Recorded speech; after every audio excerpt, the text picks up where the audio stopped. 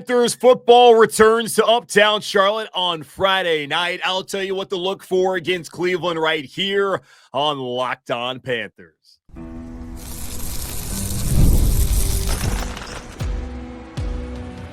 You are Locked On Panthers, your daily Carolina Panthers podcast. Part of the Locked On Podcast Network, your team every day. Welcome into another edition of the Locked On Panthers podcast, the part of the Locked On Podcast Network. I'm your host, as always, Julian Council, talking Carolina Panthers with you every Monday, Tuesday, Wednesday, Thursday, and yes, of course, Friday, your team every day. That's our motto here on the Locked On Podcast Network. Thanks for watching the show right here on YouTube and listening wherever you listen to your favorite podcast. Be sure to follow me, Julian Council, over on Twitter and Blue Sky at Julian Council, where the weekly Wednesday mailbag gets started on September 3rd. In the meantime, you can at me or DM me over on Twitter, at me over on Blue Sky with any questions and thoughts that you have throughout the preseason and throughout the rest of Panthers training camp. And I am ready as we have football back here in Uptown Charlotte on Friday night. The Carolina Panthers opening up their preseason against the Cleveland Browns, who they had a joint practice with on Wednesday. Thankfully, no rain on Wednesday morning, and hopefully no rain will fall on Friday night. I think the forecast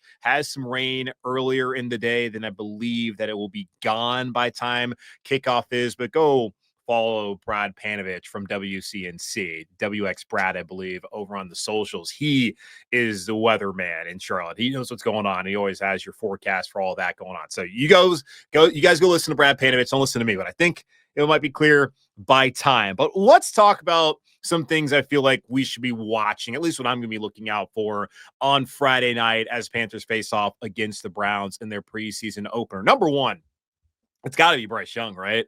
Last year, we all sat here clamoring for Bryce to play in the preseason. I understood week one of the preseason up in New England. All right, fine. Let Jack Plummer and all the backups know what it's like to prepare to be starters and give them that opportunity, that moment to be out there against the Patriots. And it was tough to watch. And there were a lot of overreactions for whatever reason when it was a bunch of dudes who weren't going to be on the team or we're not going to make an impact going out there and not playing very well. But I was fine with all of that. Then the next week when they had joint practice with the Jets, I was hopeful that they would play maybe a series or two, understanding that, they got a lot of good work in. It was probably more intense of a joint practice as far as just the temperature in the room between the two teams. Didn't see as much chippiness on Wednesday between Cleveland and Carolina. Not to say that it wasn't competitive, but it certainly was a lot more heated with the Jets last year. But I was hoping that we would see a little bit of Bryce and the offense in that preseason game on Saturday evening against New York. And, well, we didn't. The next week, you had to see Bryce Young. But only one series against the Bills twos left a lot to be desired from me and from a lot of people out there, as you're hoping that with a new quarterback, well, not a new quarterback, same quarterback, new scheme, new coach, new offensive lineman, new receivers, that they would try to get on the same page in a real game setting. They've decided not to do that. And we all know how that played out week one. And we know how it played out also week two.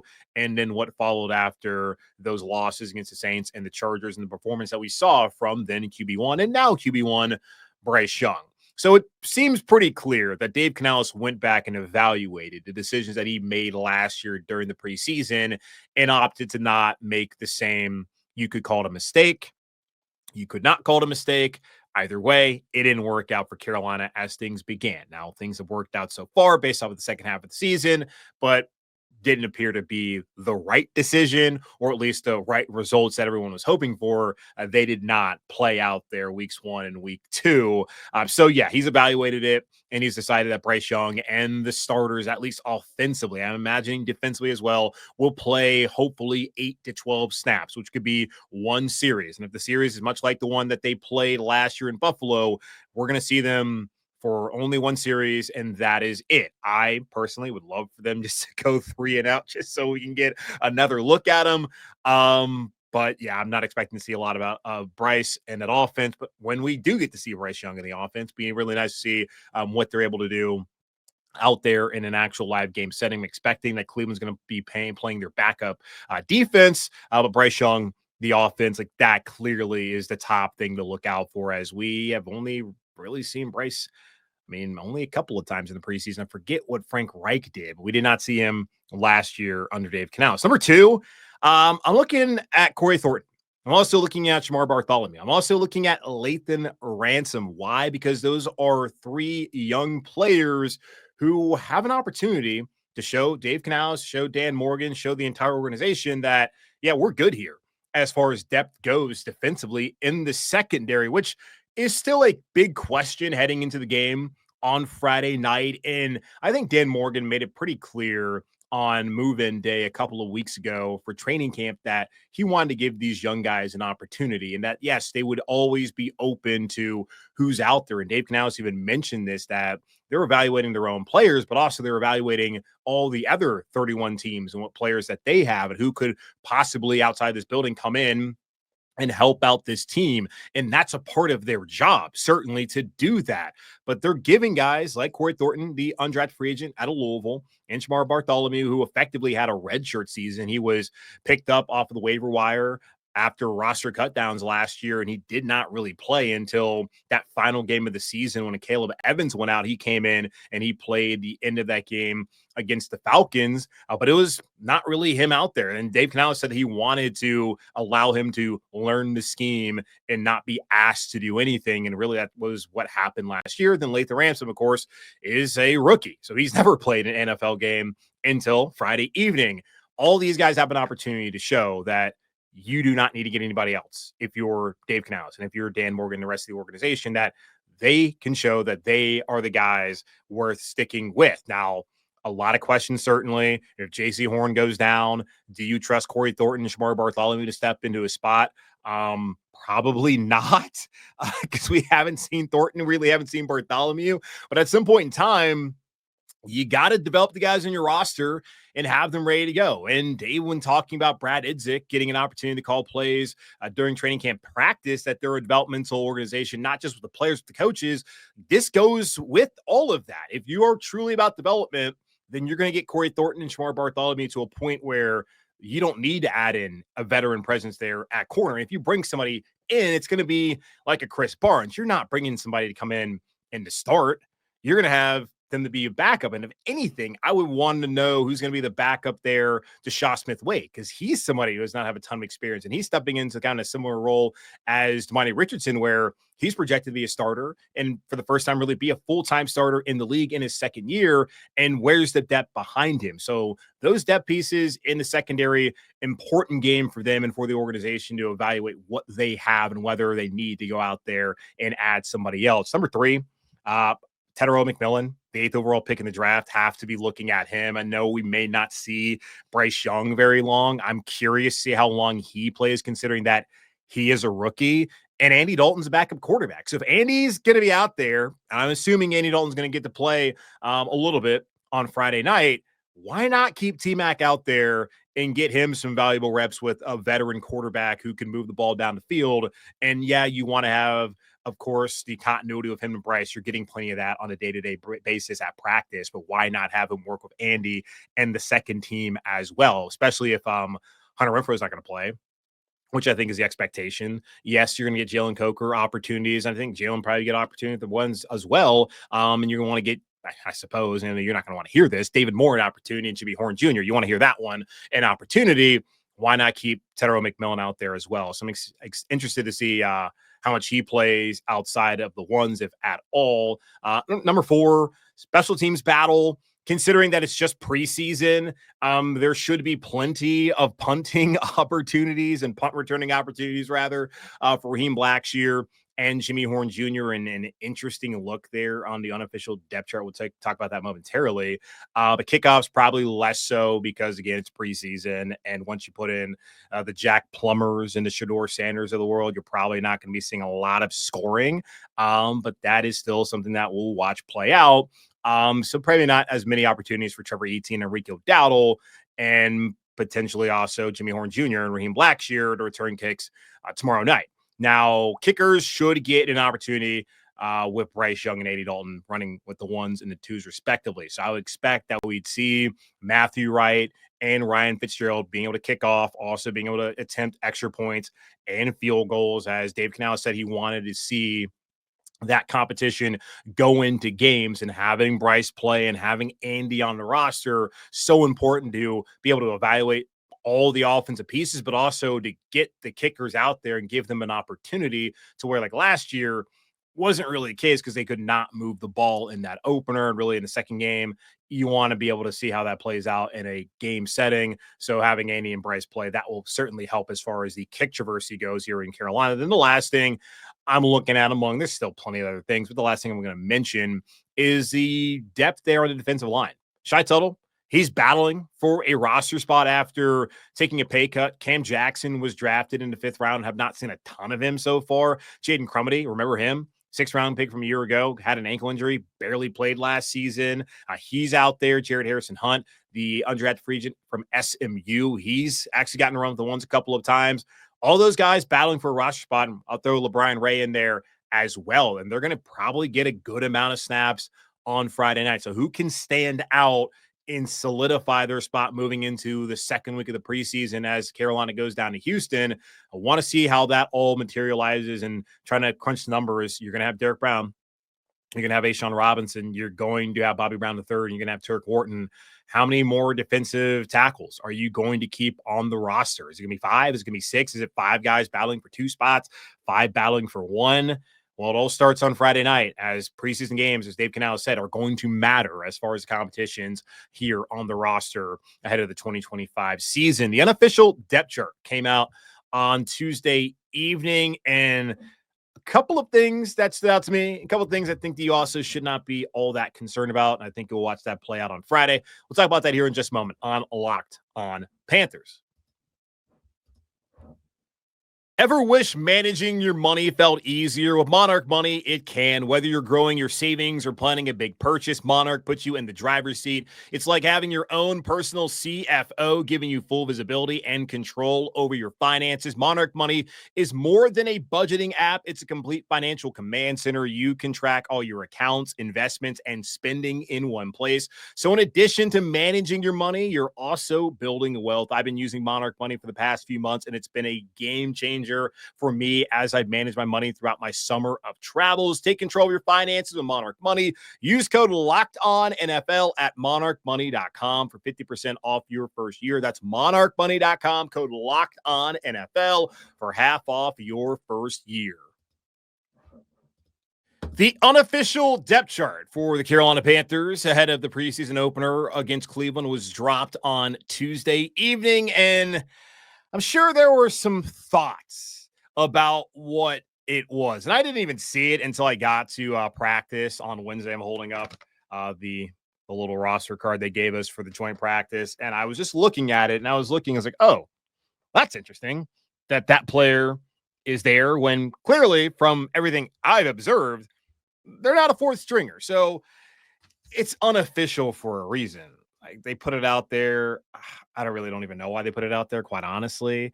I suppose so that podcast hosts like me have something to talk about ahead of a preseason game, and that fans can get a glimpse of who's doing well, even though that doesn't necessarily tell you the full story, because you have to be out there and see it. And I understand that you guys have not had that opportunity aside from FanFest last Saturday. And then, of course, on Friday night, you'll get that opportunity to check out the team as well. But a couple of things that I guess I'll look at and I can just address. Hunter Renfrow, Jalen Coker, David Moore are the second team wide receivers. Of course, Adam Thielen, Xavier Legette, and also Tetairoa McMillan. Those are the top 3. Like, those have been the 3 guys who have come out first every single time. So nothing to see here. Like, that's part of what's real, and there's parts that aren't real. What is certainly real is that Renfrow, Coker, and Moore are the second team wide receivers. Now, we've had the conversation a lot on here about the receiving core and how that is going to pan out. I think that if they're going to keep 6, Jimmy Horn Jr. makes it. and David Moore doesn't, but David Moore will still be on the Panthers roster because there's a practice squad, and you have to look at the 16 practice squad spots as also guys who are going to be on the roster this season and who can play. They might not be on the active roster, but they can be elevated and they can eventually be signed to the active roster. So the team, it's 69 guys. It's not 53. It's more like 69. And I do think that David Moore, because he is a vested veteran, meaning he's been in the league for more than 4 years, he's not subject to waiver claims, he can sign wherever. He's going to sign here if and when he gets cut. So those three, it makes sense, but I would think if it's going to be 6, Jimmy Horn Jr. will be there over David Moore. Now, he's got to prove it. He's got to earn it with his return ability and also whatever he's able to do, whether he's working with Andy Dalton or probably more likely with Jack Plummer on Friday, next Saturday, and then the Thursday after that. Chandler Zavala dealing with a knee injury, a patellar tendon.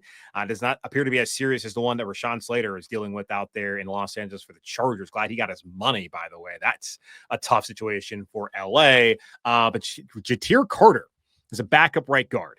Right now listed on the depth chart. And that is actually what I've been seeing. Like the backup offensive lineman right now, you got Brady Christensen at left tackle, Chandler Zavala at left guard, Cade Mays at center, Ja'Tyre Carter at right guard, then Josh Diamond at right tackle. That has been everything I have seen. Now with Zavala out, it's been Jarrett Kingston, who played a couple games on the roster last year, who's been stepping up into that role. And yes, with Cade Mays being the backup center, that would mean that Austin Corbett is a starting center. And he was a starter there on Wednesday during joint practice, and I would anticipate maybe he's a starter on Friday night, but we'll see whether that will end up being the case. But Ja'Tyre Carter has a chance to make this roster. If Chandler Zavala is not right, even if he is, they want to keep 10, he's got a good chance. He's looked good pretty so far, so that's something to look out for. Trevor Etienne is listed ahead of Raheem Blackshear as the third team running back. And yeah, that is very much real. He is a run with the ones. He's been with the twos. Like he has been out there far more than Blackshear. And we saw even last year, they didn't want to use Raheem even as like a pass catching back. He's been solely a returner. And I think if he's on the roster again this year, that's what he's going to be asked to do. So Trevor Etienne being ahead of him, that is real. Now, looking on the defensive side of the ball, A'Shawn Robinson is ahead of Turk Wharton. Not much to really take from that. Derek Brown yeah. Oh, well, it's different because I'm looking at the sheet I was looking at. Tell me a different story than AxonPanthers.com. Yeah, Panthers.com has Bobby Brown, A'Shawn Robinson, and Derek Brown as the starters there. And that's not a big deal. Look at A'Shawn, look at Turk, look at Bobby Brown III as 3 guys who are all starters alongside Derek Brown, and they'll rotate. Like those 4 are going to get the most reps on the defensive line this season. As far as the backups, Brian Ray listed with the 2s. And from what I was able to see from Wednesday with the defense going up against the Browns offense, I did see Brian Ray getting some run with the 1s, which was interesting to me. And he's with the 2s right now, ahead of guys like Jaden Crumedy, ahead of Cam Jackson, the 5th rounder. And Cam Jackson is a 4th string guy right now. And that actually kind of pans out to what I've seen so far because he's not really been all that involved. So he's a guy, like I mentioned earlier, I'm very curious to see what he's able to do. He's a mountain of a man, very tall, just has not had the kind of impact that I think people are hoping to see from him, but he'll get that chance on Friday in the game. Looking at linebacker, Jacoby Windman is listed with the 2nd team with Clyden Sherlis. Now that's real. Clyden Sherlis is dealing with an injury right now. We'll see how significant that is. But Windman did have to start 2 games at the end of last season. You might remember against Arizona, he was wrongfully called for the first hip drop tackle in the history of the NFL. Later on, they realized that, oh man, we got that one wrong. So he was not fined because of that. But yeah, he's ahead of John Radigan, who's a special teams ace. And yeah, he would be probably your 3rd string guy because he's only here to play special teams. And then Chris Barnes, who they assigned, he's going to be the 3rd linebacker on this team. So he's a 4th stringer. That's not reality. And they're just getting ready to go. When you first get in town, of course, you're not going to be seen as up top of the depth chart, I suppose, but they didn't sign him to be the backup behind Jacoby Windman. Like that's not real. Caleb Evans Had talked about him throughout the offseason. That was somebody that the staff liked, but the way things have played out so far, he is behind Shemar Bartholomew and Corey Thornton. But on the unofficial depth chart, he's listed as a second teamer. That is not real. I'm expecting, if JC's not going to play on Friday, if it's going to be the Panthers ones, I expect it to be Corey Thornton, who's listed as a fourth string player right now, with Mike Jackson. That's what it's been throughout the entirety of camp. When JC has rotated out, which they've done a lot to just get him ready to go, to preserve his body, when they rotated him out, it's been Corey Thornton. When Mike Jackson missed a couple of days with that toe injury, it was Corey Thornton. I'm expecting on Friday night, when the defense is out there, whether it be the first team defense or not, Corey Thornton's going to be out there. And if it's with the first team, it's going to be him and Mike Jackson. So, yeah, that's one thing that also is really weird. I had someone bring that up to me on the sideline, I guess in the end zone, really. They're at practice on Wednesday, being like, wow, the team did this last year with Lamar Jackson, where he was starting and then they cut him. It's like, maybe that happens with Corey Thornton. I'm not getting the sense that's going to be the case. I think it's a little bit different here. Nick Scott also listed as a starter, which may alarm some of you. He has gotten a lot of first-team reps, so that kind of scans from what I've seen. My expectation is once the season really gets underway, it's going to be Trevon Merrick, and it's going to be Damani Richardson, and then Lathan Ransom is going to be the third guy. It is a big question right now. Do they bring somebody else in? Like, the thought process of bringing back Nick Scott was for this team to, if we're being honest, like, just have him be a special teamer. And I had someone say this to me, that if Raheem Blackshear, Nick Scott, and Shai Tuttle are on the team this season, the Panthers have not evolved as much as they wanted to. So that would say a lot about what they brought in. Now, Brant Tillis, which he did not see the interview last week because it was not broadcast by the Panthers, he told us when I asked about the depth, he feels like they are a much more deeper team than they were last year. So if that is true, then Nick Scott, Shai Tuttle, and who's the other one I said? Raheem Blackshear will not be on this roster. We'll see. We'll see how it plays out. Scott could be, much like David Moore, someone who can be signed to the practice squad. I think there's value there.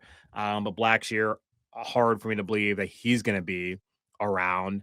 And then Shai Tuttle, I think kind of writing on the wall for him, but he's going to have to perform, really outperform some of the younger guys who I don't think have really stepped up to this point in time. And speaking of Raheem Blackshear, you look at it for special teams wise, he is listed as the first team kick returner and punt returner. Now, he has been the first guy up more often than not, returning kicks, or at least fielding kicks during camp. But then it's been like Jimmy Horn, who apparently is the fifth string guy, according to this unofficial depth chart. I'm thinking that Jimmy Horn is going to get plenty of opportunities. And going back to just my notes that I wrote down from joint practice, when watching the punts, it was Jimmy Horn and Raheem Blackshear. Like, those are the only two guys. And then the first two guys who were up for kickoff return were Rico Dowdle and Raheem Blackshear. And I think Rico Dowdle will be up there on the first team for kickoff return. It took until the third time for Jimmy Horn to be up there with Kyron Lynch-Adams, and he was not even returning when looking at kick return. He's not the fifth string guy. That is not real. That's another thing that you shouldn't get too caught up in when looking at, again, the unofficial depth chart. And then finally, Matthew Wright, to add him ahead of Ryan Fitzgerald. We'll see who kicks first. We'll see who kicks more often. That's still something that's pretty hard to really tell because of just they haven't had a real game yet. And throughout practice, at least day one, it was Ryan Fitzgerald. Day two, day one was Matthew Wright. Day two is Ryan Fitzgerald, and it's kind of rotated from then on. So the first guy technically has been Matthew Wright, and that's how they have it right now.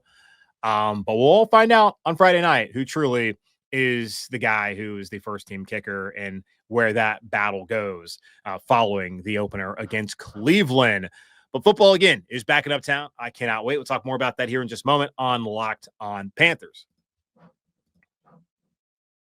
Time to fuel up and turn it up with 5-Hour Energy Transfusion. It brings the bold grape, ginger, and lime flavor of your favorite golf drink minus the alcohol into a quick energizing shot. Whether you're sinking birdies or just making memories with friends, this one's a hole-in-one for your energy game. Let's be honest, some days on the course or off it, you just need that extra boost to stay sharp and energized, and love golf, love playing, and have some great memories out there, like getting to play Pebble Beach a couple of years ago. Golf is all about good times with good people and good flavors. Of course, the grape ginger lime flavor gives you the best parts of your clubhouse go-to without chasing down the bev cart.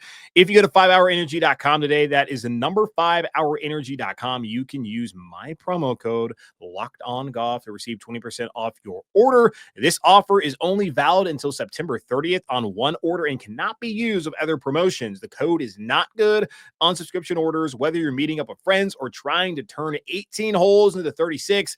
Get the energizing boost you need to power through. Order transfusion flavored 5-hour energy shots today.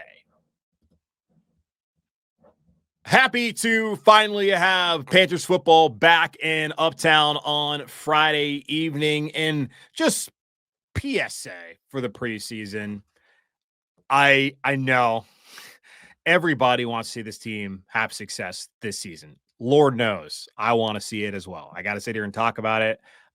This team is 19-59. I've kept track since I've been doing this show dating back to March of 2021. So I've seen a lot of losses. Talked a lot about losses. I've not had very many of these fun pregame show or postgame shows, I suppose, on the show. So I want to see them have success, but let's please try to not overreact to what we see in the preseason. And yes, there have been years where the offensive line was concerning and it turned out to be an issue.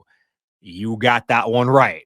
But let's not go overboard with the preseason. Okay, so that's the only thing I'm asking. Everyone have fun. If you're going out there, have a great time. Stay safe, of course. I'll be at the game. If you see me walking in, please don't throw anything at me. Just say hi or boo, whatever you decide to do. But excited to be back at Bank of America Stadium. Happy that we are closer to football. We don't have football just yet. Preseason, it's better than nothing, I suppose, but it's like hard because I gotta like pretend to be like super excited when it's just like, can we please just get to the season? Can we please just get to like the actual football mattering and have the guys who are actually on the team and have the answers to the questions that we've been talking about? Like, let's just get to all of that, but it's part of the process. It's, again, better than nothing, but we'll see what they're able to do because I'm excited to see Bryce and see the offense, even if it's only for a series, get a good look at them on Friday against Cleveland. And programming notes, I'll be with y'all live, hopefully live from the stadium. Last time I did a show, they let me do it from the Panthers radio booth, so hopefully that will be something they let me do again on Friday. My plan is to be at all the home games. I got credentialed for the season, so I'll be at the press box. So the hope is to be able to, I'm going to be at the home games, so hopefully I can be able to record live from all the home games after press conference with Dave Canales, Bryce Young, and after the locker room has been open as well. So stay tuned. I'll be up with y'all live. God, it's probably going to be pretty late, maybe like 11:30, depending on how long it takes with all the post-game riffraff on Friday at Bank of America Stadium. So just tune in here on YouTube and wherever you listen to favorite podcasts to get all of that. But in the meantime, that's going to wrap up this edition of the Locked On Panthers podcast, part of Locked On Podcast Network, hosted by yours, Julian Council. Again, y'all subscribe or follow the show free over on YouTube or wherever you listen to your favorite podcast. And be sure to follow me, Julian Council, over on Twitter and Blue Sky at Julian Council with any questions you have about the preseason and about the Panthers heading into the year. And also be safe, be happy, be whole. As always, keep pounding, and I'll talk to y'all on Friday evening or maybe even Saturday morning, depending on how long it takes.